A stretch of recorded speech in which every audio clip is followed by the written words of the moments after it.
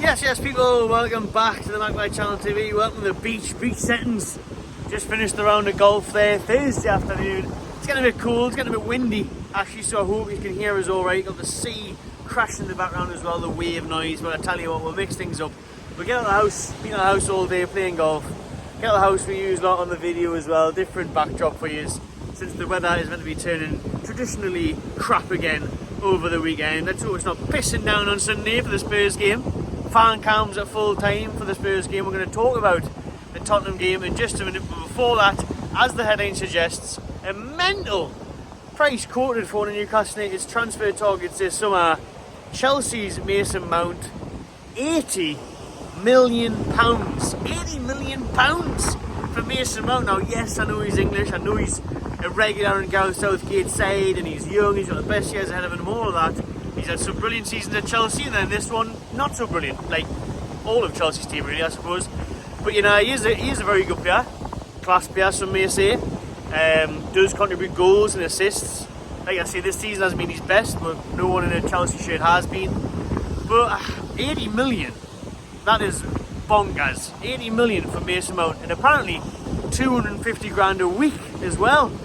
So Todd Bowley's looking to bring some of that money back that he has spunked since taking over there. The American has spent 600 million already at Chelsea on players, and that's not including the Graham Potter 20 million buyout and then sacking him and then replacing him and all that sort of stuff. So without Europe for them next season, they need to cash in. They're going to be selling the likes of Mount, Gallagher, some other big players. I mean, they've got about 49 players on the books there, so they need to shift some of them. And Mason Mount is apparently one of them. Chelsea born and bred Mason Mount. Newcastle, would I take him? Yes, I would take him, but not for bloody £80 million. £80 million! Goodness me. Give me Madison and Bonds for that price. Easy. Madison, Bonds, and probably someone else. I mean, £80 million. You're having a laugh. They are absolutely having a wind up. Who the hell is going to pay £80 million for Mason Mount? The only team that would pay that much for Mason Mount is Chelsea themselves, if he was up for sale from Arsenal. Nobody's going to pay £80 million for Mount. Maybe 50, 60, maybe.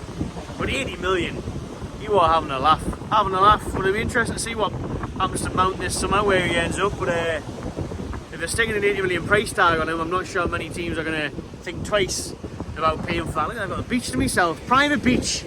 Got the Sky Sports wage now. Bought myself a beach. Just need a jet ski over there, yacht over there, yeah? And the weather would be a bit nicer. I could be anywhere in the world right now. Where am I? That's the question. Still in England, obviously, because I mentioned the weather. And I'll be there on Spurs on Sunday. Anyways, what we're going to talk about now is the Spurs preview, but do let me know what you think of the Mason Mount rumours, and of course that hefty price tag. For the Spurs game on Sunday, don't forget, before we get into that, this video is sponsored by Circl, and you can be a millionaire.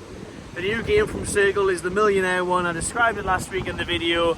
Pick your numbers for a few of the games this weekend, just for £2, and you can win £1 million.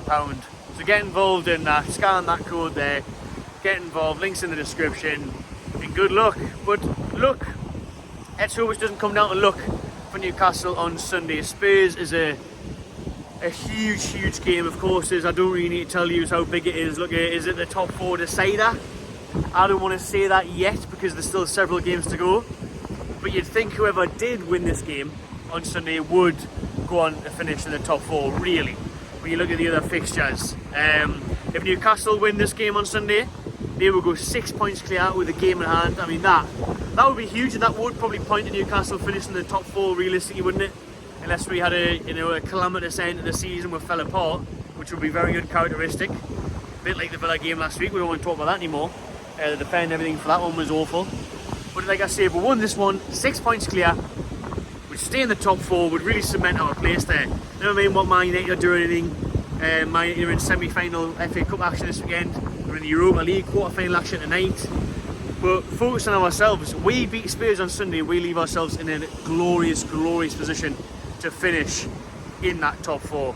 I mean, it's huge. For me, it's probably a case of don't lose on the weekend. Don't lose, stay in the top 4, because if Spurs win, they'd be level on points. But depending on the goal scoring line on the weekend, we'd most likely pretty much stay still in the top 4. Even if Spurs beat us, we'd remain in the top 4 with the game in hand, so it wouldn't be the end of the world. But psychologically, what will that do to the players? What would that do in lifting Spurs and putting us down? probably quite a bit. But we need to really make sure we don't lose. That's the key thing here. Do not lose on the weekend, because just to stay in that top four, keep our place there. But when I look at Spurs, I don't rate Spurs at all. It's mental that they're still in the top four, really. They're poor to watch. I don't think they play very well. They get very lucky. They were very lucky against Brighton. VAR helps them. Let's hope there's no VAR controversies this weekend. I can't be arsed for that. And like I say, I'm not impressed by Spurs, but the thing that is impressive with Spurs is Harry Kane. Harry Kane FC. Literally Tottenham Kane. Like, if they didn't have him, they'd be mid-table. He's the one that's keeping their Champions League hopes alive. I mean, Heung-min Son's come in a bit of form now as well, after having a poor season, so he's one to watch. Spurs do have a lot of injuries. They've still got a lot of injuries, like Bentancur, Basuma, Langley. You know, these are all out for a while. Lucas Moura suspended for them. Newcastle, remains to be seen on Alan St. Maximin. He hasn't been pictured this week back in Newcastle yet. Like I say, this is Thursday afternoon, so Friday, Eddie Howe of his press conference. I might bring you a reaction video of that tomorrow if there's anything big happening. Almira looks to have trained again this week, so he should be good to go after making his comeback against Villa last week. We'll see Gordon start again this week. He became a lot of criticism last week in his first start. We'll see Sean Longstaff back in that midfield. I think it's probably important to get his energy back in the middle of the park. So it's an interesting one. Dan Burns looks shattered for weeks.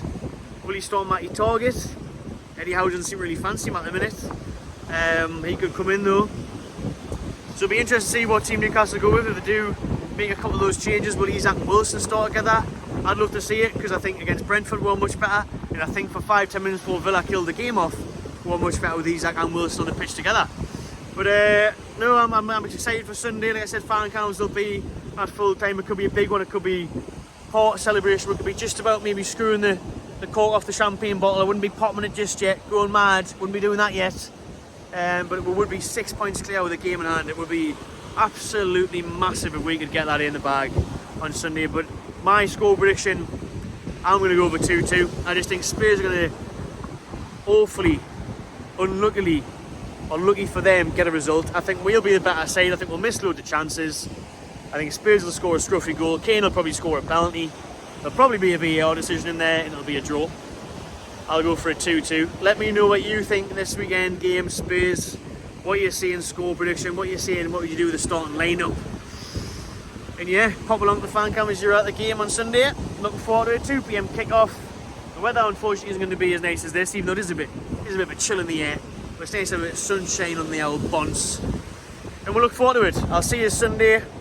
Smash the like button on this video. Subscribe to the MattyTMC channel if you haven't already. And I'll see you on the next one.